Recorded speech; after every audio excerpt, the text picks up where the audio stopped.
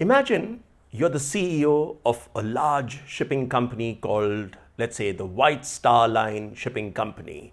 And you've just created this magnificent luxury liner which is so safe that it's almost unsinkable. And it's all set to sail on its first voyage. And the whole world, the media and the shareholders are all looking to see how that first voyage goes. And of course, a few days later, you get this message which says that 700 happy passengers reached New York safe.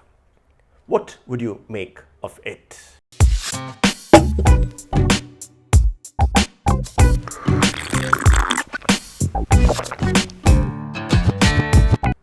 Hello and welcome to another edition of Chai with Pai, our weekly series of videos where I try and share simple lessons and stories which can help each of us become just a bit better.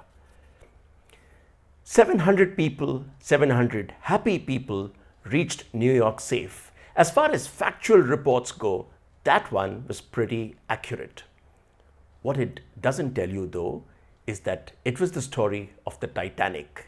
700 people reached New York safe, but over 1,500 people lost their lives.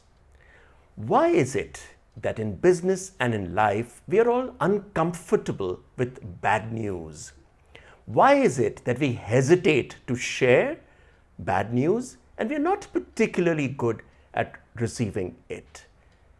I think that a lot is made of IQ, your intelligence, or EQ, your emotional quotient, but the one that needs to be focused on is your BNQ, your bad news quotient, your ability to deliver bad news and your ability to receive bad news. I have often seen that when there's bad news, there is a temptation to try and avoid sharing it. And that can sometimes mean that we shift metrics. And so, for example, if there are reports that you're losing market share, you'll probably want to say, yeah, but we're growing ahead of plan, even though we are losing market share. Or when there's data that shows that you have a problem and customers are unhappy with your product, we tend to take the anecdotal route and say, see, here are 2 emails from customers who really love our products. Or worst of all, what we often do when there's bad news is to try and hide the grim reality of what's happened and try and paint a rosy future of what might be.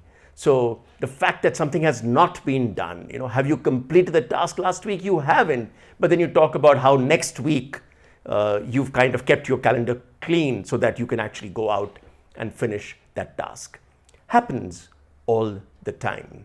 I think as leaders, we all need to be mindful of our B&Q. As human beings, as people who are a part of a larger team, a larger society, we need to have the ability to take in bad news as much as be able to deliver it. It's fashionable to say that give me the bad news first or tell me the bad news, but that's not the key bit. The key bit is, what do you do once you get the bad news? Do you scream and shout? Do you try and say that over my dead body, you don't want to hear any of it? It doesn't matter that you had a bad month last month. You want to make sure that in the 10 days left, you must complete the month's target. Is that what you do? Because if you do that, you can say that you want to hear the bad news, but very quickly you will find that people aren't telling you the true story. I'm a great believer in the fact that in life and in business, there are no big problems. There are only small problems that remained unattended. And that's what happens when the bad news does not reach you. So become the kind of leader who has a high bad news quotient, because then you'll hear the bad news, but you'll know what's happening and you'll be able to do something to set it right. That then is key. So what's your BNQ? Time to find out?